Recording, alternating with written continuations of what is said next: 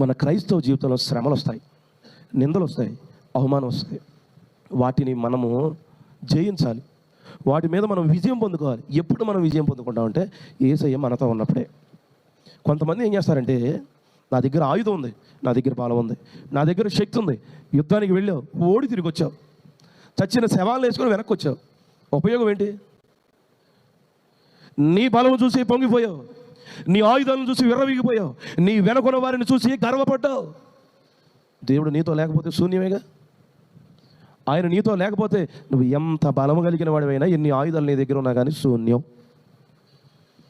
ఒక యుద్ధం జరిగింది. చదువు ద్వితీయోపదేశకాండం 1వ అధ్యాయం 41 నుండి 46 వరకు కొన్ని మాటలు చదువుతాం. అందుకు మేము యెహోవాకు విరోధముగా పాపము చేసితివి, మా దేవుడైన యెహోవా మాకాజ్ఞాపించిన మాటలన్నిటిననుసరించి మేము పోయి యుద్ధము చేసెదమని నాతో ఉత్తరమిచ్చి, మీరందరూ మీ ఆయుధములను కట్టుకొని ఆలోచింపక ఆ మన్నమునకు పోగా యెహోవా నాతో ఇట్లనను, యుద్ధమునకు పోకుడి, నేను మీ మధ్యనుండను గనుక వెళ్ళకుడి, మీరు వెళ్ళినను మీ శత్రువుల ఎదుట హతము చేయబడుదురని వారితో చెప్పుము. ఆ మాటలు నేను మీతో చెప్పినప్పుడు మీరు వెనక యెహోవా మాటకు తిరుగబడి మూర్ఖులై ఆ మన్నమునకు వెళ్ళితిరి. అప్పుడు ఆ మన్నములో నివసించిన అమోరీయులు మీకెదురుగా బయలుదేరి వచ్చి కందిరీగలవలే మిమ్ము తరిమి హోర్మా వరకు శేయీరులో మిమ్ము హతము చేసిరి. తరువాత మీరు తిరిగి వచ్చి యెహోవా సన్నిధిని ఏడ్వగా యెహోవా మీ మొలను లక్ష్యపెట్టలేదు, మీ మాట వినలేదు. కాగా మీరు కాదేశులో బహుదినములు నివసించితిరి. మీరు నివసించిన దినములెన్నో మీకు తెలిసినవి. దేవునికి స్తోత్రం, హల్లెలూయా. ఇక్కడ ఒక యుద్ధం జరుగుతుంది, ఒక యుద్ధం మనకు కనబడుతుంది. అందుకు మేము యెహోవాకు విరోధముగా పాపము చేసితిమి, మా దేవుడైన యెహోవా మాకు ఆజ్ఞాపించిన మాటలను అనుసరించి మేము పోయి యుద్ధము చేసేదామని నాతో ఉత్తరమిచ్చి, మీరందరూ ఆ ఆయుధములు కట్టుకొని ఆలోచింపక ఆ మన్యమునకు పోగా. వీళ్ళు ఏం చేశారంటే, ఒక యుద్ధానికి వెళుతున్నారు, ఒక యుద్ధానికి వీళ్ళు ప్రయాణమై వెళుతున్నారు. ఆ యుద్ధంలో వీళ్ళు చూసుకుంది ఏంటంటే, బలం చూసుకున్నారు, ఆయుధాలు చూసుకున్నారు, వారి శక్తిని చూసుకున్నారు. అంతేగాని దేవుడు అన్నాడు, నేను మీతో లేను, యెహోవా నాతో ఇట్లా నేను యుద్ధమునకు పోవద్దు, నేను మీ మధ్య నుండను గనుక వెళ్ళొద్దు. దేవుడు ఆజ్ఞాపిస్తున్న మాట ఇది. నేను మీ మధ్యన ఉండను, మీరు వెళ్ళొద్దు. దేవుడు వద్దన్న పని చేశారు వీళ్ళు, వద్దన్న యుద్ధం చేశారు వీళ్ళు. ఏమైందో తెలుసా? కందిరీగలవలే.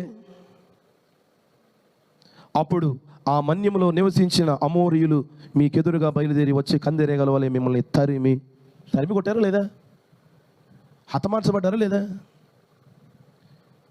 అసలుకి ఆలోచన లేదండి. మీరందరూ మీ ఆయుధములు కట్టుకొని ఆలోచింపక ఆ మన్యమునకు పోగా. వీళ్ళు చేసిన మొదటి పొరపాటు. యుద్ధంలో ఓడిపోవడానికి, పోరాటంలో ఓడిపోవడానికి, అపజయం చూడడానికి మొదటి కారణం ఏంటంటే ఆలోచన లేదు. ఈరోజు మన ఆయుధాలు చేతపట్టుకుని ముందుకు వెళ్ళటం కాదు, ఆలోచన ఉండాలి. ఈరోజు ఎందుకో పరిశుద్ధాత్మ దేవుడు చెప్పకనే చెప్తున్నమాట, మీరు మీ ఆయుధములు కట్టుకుని ఆలోచింపక ఆ మన్యానికి పోగా.